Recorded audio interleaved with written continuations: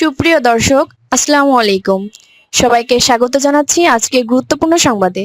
প্রথমে জানিয়ে দিচ্ছি সংবাদ শিরোনাম, পরে বিস্তারিত। জানিয়ে দেব এই মুহূর্তে হাতে পাওয়া সর্বশেষ গুরুত্বপূর্ণ আপডেট আন্তর্জাতিক সংবাদ। ইসরায়েলকে মেনে নিলেই সৌদি পাবে মার্কিন পারমাণবিক প্রযুক্তি। সৌদি আরবের সঙ্গে একটি প্রস্তাবিত বেসামরিক পারমাণবিক চুক্তি হস্তান্তর চুক্তি মার্কিন কংগ্রেসে পাঠিয়েছেন ডোনাল্ড ট্রাম্প। তবে তিনি স্পষ্ট করে শর্ত জুড়ে দিয়েছেন, সৌদি আরব যতক্ষণ না ইসরায়েলের সঙ্গে কূটনৈতিক সম্পর্ক স্বাভাবিক করবে ততক্ষণ এ চুক্তি কার্যকর হবে না। এবারে জানাবো হরমুজ প্রণালীতে ৬ মাসে ২০ নাবিক ও বন্দর কর্মী নিহত।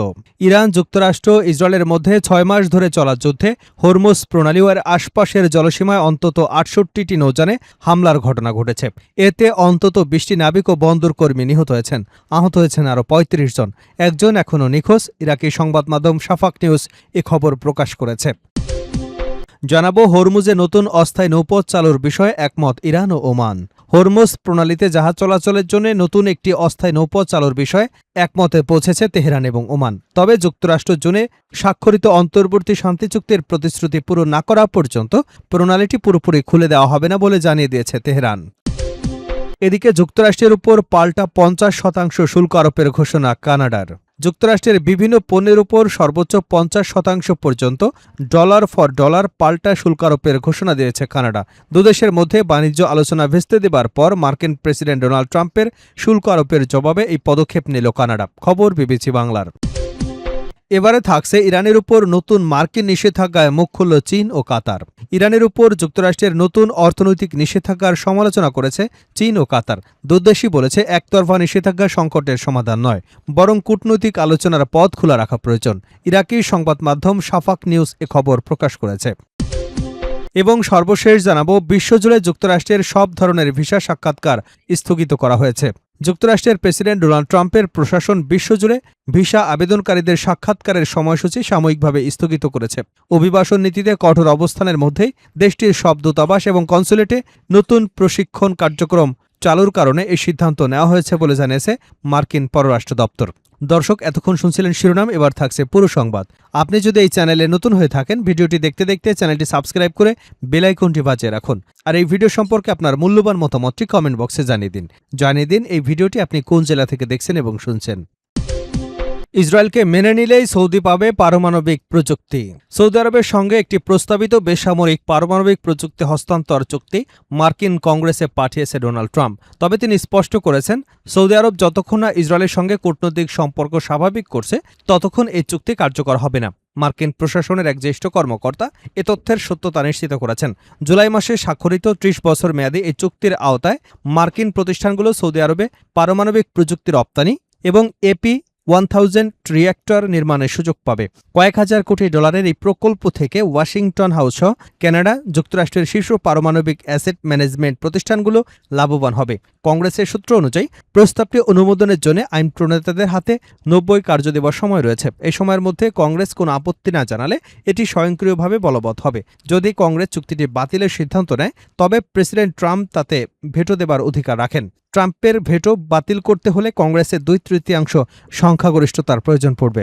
২০২০ এবং ২১ সালে যুক্তরাষ্ট্রের মধ্যস্থতায় স্বাক্ষরিত আব্রাহাম অ্যাকর্ডসের অধীনে সংযুক্ত আরব আমিরাত, বাহরাইন, মরক্কো ও সুদানে ইসরায়েলের সঙ্গে সম্পর্ক স্থাপন করে। ট্রাম্প ও বাইডেন উভয় প্রশাসনে সৌদি আরবকে এই চুক্তিতে অন্তর্ভুক্ত করতে চেয়েছিল।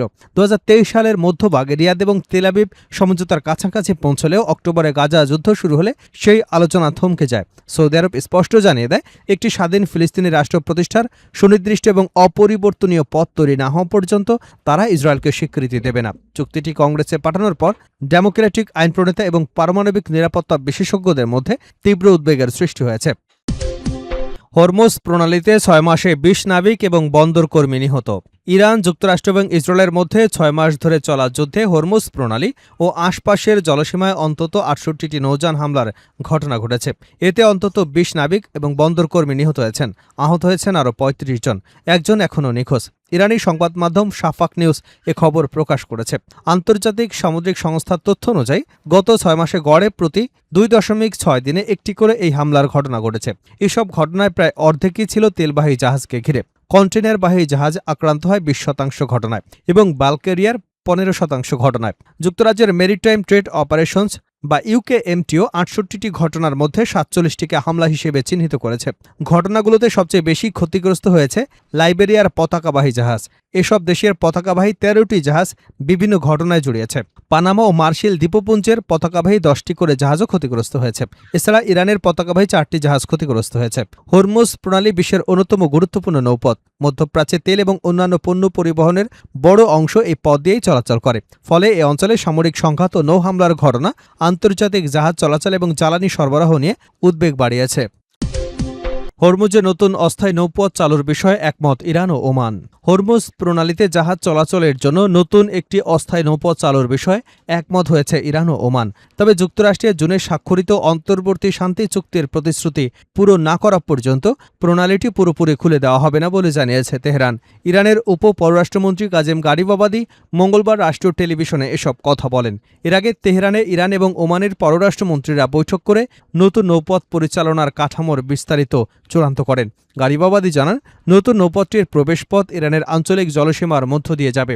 এর বহির্গমন পথের একটি অংশ ইরানের জলসীমার মধ্য দিয়ে হবে। নৌপথটির প্রস্থ হবে ১১.৩ কিলোমিটার। তিনি বলেন, ওমানের সঙ্গে সম্মত হওয়া এই নৌপথটি অস্থায়ী ব্যবস্থা। প্রণালীটির ভবিষ্যৎ ব্যবস্থাপনা এবং স্থায়ী সমাধানের বিষয়ে আলোচনা হতে পারে। ওমানের পররাষ্ট্রমন্ত্রী বদর আল বুসাইদি বলেন, দুদেশ শিগগিরই নৌপথটি চালুর ঘোষণা দিতে পারে। স্থায়ী ব্যবস্থাপনার জন্য তথ্য বিনিময়, নৌ চলাচল এবং নিরাপত্তা সেবা নিয়ে দীর্ঘমেয়াদী কাঠামো তৈরির কারিগরি আলোচনা হবে বলে বিবৃতিতে জানানো হয়েছে। ফেব্রুয়ারিতে যুক্তরাষ্ট্র ইসরায়েলের সঙ্গে যুদ্ধ শুরুর পর ইরান হরমুজ প্রণালী বন্ধ করে দিলে এটি আন্তর্জাতিক বাণিজ্যের গুরুত্বপূর্ণ সংকটে পরিণত হয়। যুদ্ধের আগে বিশ্বের প্রায় ১/৫ তেল এবং তরলীকৃত প্রাকৃতিক গ্যাস এই জলপথ দিয়েই পরিবহন করা হতো। জুনে ইরান এবং যুক্তরাষ্ট্র যুদ্ধ অবসানের লক্ষ্যে একটি সমঝোতা স্মারকে সই করবার পর ইরান ও আন্তর্জাতিক নৌ চলাচল সংস্থা যুক্তরাষ্ট্রের সমর্থনে ওমানের উপকূল ঘেঁষা একটি নতুন নৌপথ ঘোষণা করে। তবে ইরান ওই পথকে সমঝোতা স্মারকের পরিপন্থী দাবি করে এবং সেখানে চলাচলকারী জাহাজে হামলা চালায়। এতে অন্তর্বর্তী সমঝোতা কার্যত ভেঙে পড়ে। গারিবাবাদি দাবি করেন, হরমুজ প্রণালীর আন্তর্জাতিক জলসীমা থেকে মাইন সরিয়ে ফেলা হয়েছে বলে মার্কিন প্রেসিডেন্ট ডোনাল্ড ট্রাম্প যে দাবি করেছেন তা সঠিক নয়। তার ভাষায়, বাজার শান্ত রাখতেই এমন দাবি করা হয়েছে। তিনি আরও বলেন, যুক্তরাষ্ট্রের মাইন শনাক্তকারী জাহাজ ওই এলাকায় প্রবেশ করলে সেগুলো খুব ভালো লক্ষ্যবস্তুতে পরিণত হবে। যুক্তরাষ্ট্রের উপর পাল্টা ৫০% শুল্ক আরোপের ঘোষণা কানাডার। যুক্তরাষ্ট্রের বিভিন্ন পণ্যের উপর সর্বোচ্চ ৫০% পর্যন্ত ডলার ফর ডলার পাল্টা শুল্ক আরোপের ঘোষণা দিয়েছে কানাডা। দুদেশের মধ্যে বাণিজ্য আলোচনা ভেস্তে যাবার পর মার্কিন প্রেসিডেন্ট ডোনাল্ড ট্রাম্পের শুল্ক আরোপের জবাবে এ পদক্ষেপ নিল কানাডা। খবর বিবিসি বাংলার। মঙ্গলবার কর্মকর্তারা জানান, এসব কানাডীয় শুল্ক প্রায় ২৮ মিলিয়ন কানাডীয় ডলার মূল্যের মার্কিন পণ্যের উপর প্রযোজ্য হবে। এর মধ্যে রয়েছে ইস্পাত, আসবাবপত্র, তাজা টুনা মাছ এবং তুলার টি-শার্ট। টার্গেট করা পণ্যের তালিকাটি এমনভাবে তৈরি করা হয়েছে যাতে যুক্তরাষ্ট্রের যেসব কানাডীয় পণ্যের উপর শুল্ক আরোপ করা হয়েছে তার সঙ্গে সামঞ্জস্য থাকে। গত সপ্তাহের শেষ দিকে যুক্তরাষ্ট্র কানাডার মধ্যে বাণিজ্য আলোচনা ভেস্তে যাবার পর এটি দুদেশের বাণিজ্য বিরোধে সর্বশেষ উত্তেজনা বাড়াল। উভয় পক্ষই একে অপরের বিরুদ্ধে আলোচনায় একেবারে শেষ মুহূর্তে অযৌক্তিক দাবি তোলার অভিযোগ তুলেছে। কানাডার অর্থমন্ত্রী ফ্রাঁসোয়া ফিলিপ শ্যাম্পেন বলেছেন, শুক্রবার বাণিজ্য আলোচনা ভেস্তে যাবার পর ট্রাম্প প্রশাসন কানাডার বিভিন্ন পণ্যের উপর যে ৫০% শুল্ক আরোপ করেছে তার জবাবেই কানাডা পাল্টা শুল্ক আরোপ করেছে। তিনি বলেন, এসব শুল্ক আমাদের পুরো দেশের কানাডীয় শ্রমিক, ব্যবসা এবং স্থায়ী সম্প্রদায়ের উপর বাস্তব প্রভাব ফেলবে।